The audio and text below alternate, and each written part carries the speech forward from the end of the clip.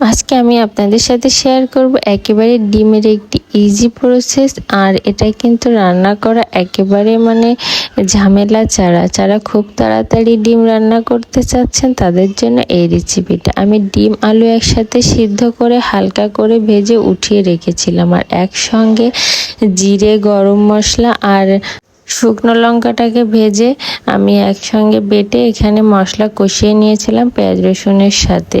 এতে কিন্তু আর আলাদা কোনো মশলা দেবো না। তারপরে ডিম আলু একসঙ্গে ভালোভাবে কষিয়ে একটু জল দিয়ে দিলেই হয়ে যাবে এই যে ডিমের একেবারে সহজ রেসিপি, ডিমের কষা। আমি কিন্তু এইভাবেই ডিম কষা করি। আর এর সাথে আজকে একটু রুটি তৈরি করব, কারণ আর্য যেহেতু প্রতিদিন রাত্রে রুটি খায়, এই জন্য আমাকে রুটি তৈরি করতে হয় রাতে। আর আমার রান্না এখানে একেবারে শেষ। আর আমার শরীরটা অনেক বেশি খারাপ থাকে, আমি নতুন কোনো ভিডিও আপলোড করতে পারছি না। আর আপনারা আমার ভয়েসটা শুনলেও বুঝতে পারবেন যে আমি আসলে কতটা অসুস্থ। তারপরেও ফেসবুকের নিয়ম মেনটেন করতে হলে ভিডিও তো দিতেই হবে। ফেসবুক তো আর বোঝে না যে আমি অসুস্থ। ধন্যবাদ সবাইকে।